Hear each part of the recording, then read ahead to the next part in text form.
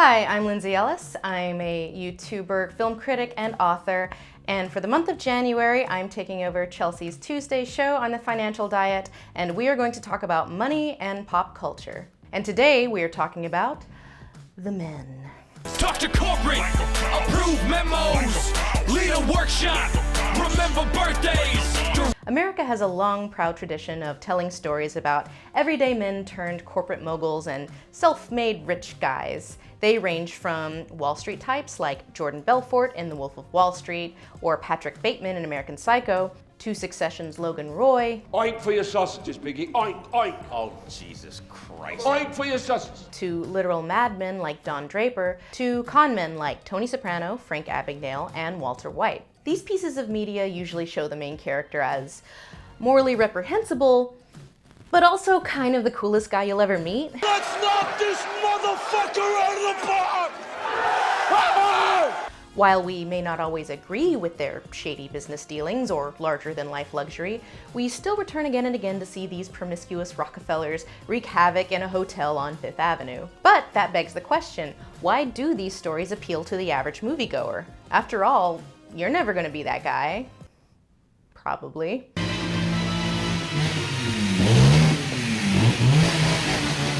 Hopefully.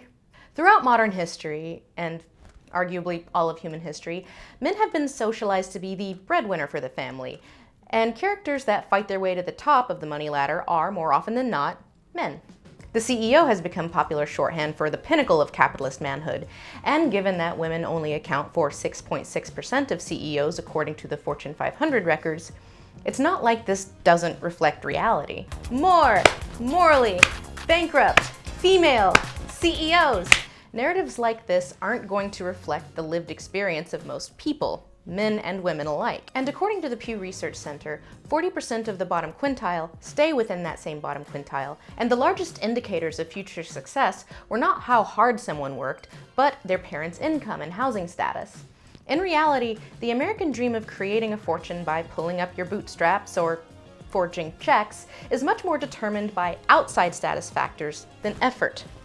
But people love narratives about accruing wealth, and there has been an increasing popularity lately in characters who accrue wealth by unscrupulous means. I drink your milkshake. One of the most compelling aspects of Breaking Bad is that once Walter White is making the money that he set out to make and pay for his cancer treatments, he is not content. He soon wants more than just to get by. He wants to be meth daddy. A guy opens his door and gets shot, and you think that of me? No. I am the one who knocks. HBO's Succession focuses on a family who is born rich, who are likewise unscrupulous most of the time. He ate my fucking chicken. Only, unlike Walter White, they usually keep their bloodthirst corporate savagery within the realms of what's legal. Are you asking if you can blackmail me? No, I'm not. I would hate that. I like you. It's just, context. Most of the time, showing that there are many ways that the wealthy can destroy people, and oftentimes with their means being totally legal. And I'm afraid I have to inform you, you are all dismissed. Yeah, you're all fired. And a lot of the time, they do not care if people get hurt as long as it doesn't diminish their wealth or power. Problem is, while a show like Succession often focuses on the way that the rich and powerful carelessly do harm to the underclass and get away with it, we're still supposed to relate to the morally bankrupt rich folks, and that can lead us to forget that if we're anyone in the room, we're probably the guy who's getting screwed. When we watch these aspirational wealth stories, we often have to employ a sort of cognitive dissonance to keep identifying with the main characters. We see them act immorally, which we know is bad, but at the same time, the character is usually using said bad behavior to increase his wealth or gain, and we enjoy that. So yeah, maybe he's ruined lots of lives, most of which we don't even get to see on screen, but if he wasn't, ruining lives to get rich, then we wouldn't get to see all these hot ladies on the yacht. I'm on a boat and it's going fast and I got an article theme, pass me the Afghan. And I liked the hot ladies on the yacht. So, in the first episode of Mad Men, Don Draper is introduced. We follow his exploits throughout the episode. We see him lead a boardroom meeting. Everybody else's tobacco is poisonous.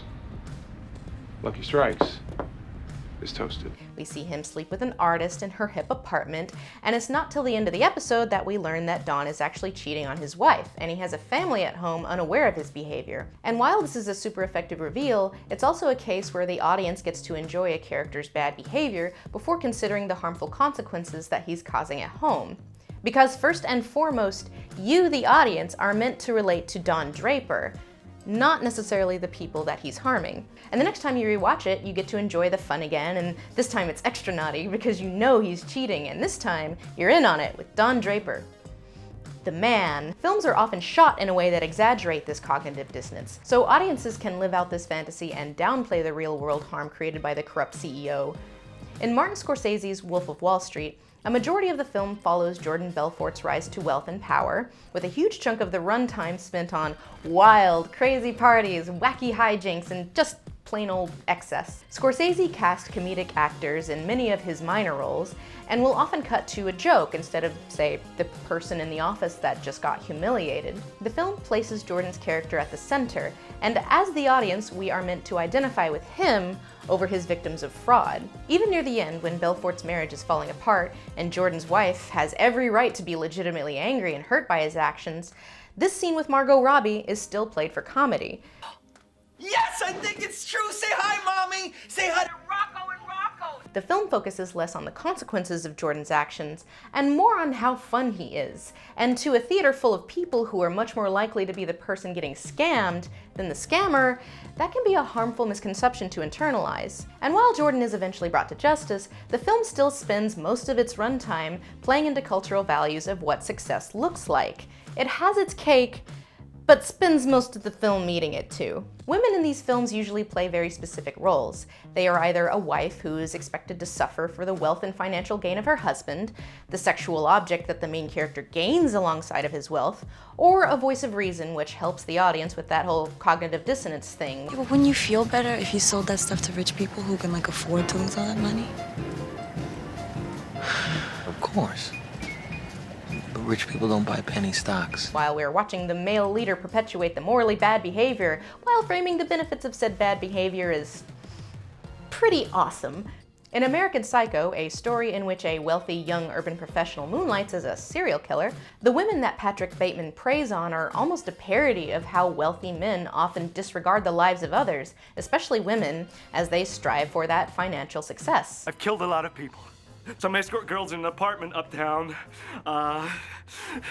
Some homeless people, maybe 5 or 10. In effect, American Psycho shows that if you aren't Patrick Bateman, you are probably his victim. And speaking of women, female wealth aspirational power fantasies. Is it a thing? Sort of? Female wealth aspiration power fantasies are harder to come by, but they exist. It's just that more often than not, these fantasies are focused much more on the negative consequences of power, and much less on the glorification of limitless wealth. In the film The Devil Wears Prada, we don't follow Miranda Priestley to all of her swanky parties, and we don't see her hooking up with models or snorting blow in the bathroom. The main character is Miranda's middle-class assistant, so we don't really get to enjoy Miranda's wealth and power in the same way that we do Jordan Belfort's. And most telling, at the end of the film, the protagonist decides that Miranda's type of career is not something worth pursuing because of the cost. You want this life? Those choices are necessary. But what if this isn't what I want? And she gives up on her high fashion career goals to go live with her chef boyfriend on a boat. Everybody look at me, 'cause I'm sailing on a boat. Female wealth power fantasies are also often about overcoming sexism or inequality in the workplace, like Magnolias, Working Girls, Hustlers, and Erin Brockovich. So is there a reason we don't have a female equivalent of Patrick Bateman? Hey, Paul! More female axe murderer CEOs! Well, it could be a response to the genre of movies about male wealth fantasy. Women are more often than not the victims in situations of abuse of power rather than the perpetrators. Not always! I see you typing those comments. But usually. So it may just be a reflection of a more common experience. But on the other hand, many Disney villains are women seeking power. So as a society, we may still be grappling with the outdated sentiment that women in power bad. It could also just be that the film industry is still dominated by men, and that these types of stories appeal less to the decision makers. But for whatever reason, female fantasy is more often than not, like, yay, I'm not lied to or shit on anymore. I'm telling you, she's your man. Oh? And what brings you to that conclusion? She said so, and I believe her. I'm a girl boss. Now I can exploit the working class too, just like my male colleagues. Whereas the male fantasies more often get to revel in their excess while being like, yeah, it's kind of bad, but mostly it's kind of awesome. It's bad, but awesome.